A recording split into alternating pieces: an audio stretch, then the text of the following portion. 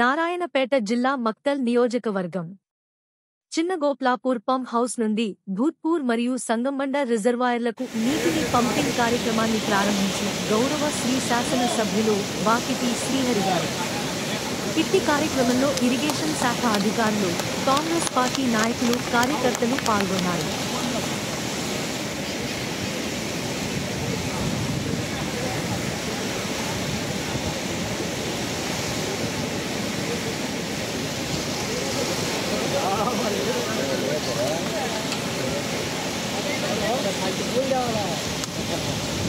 పూలు అయితే మేము పోవాలి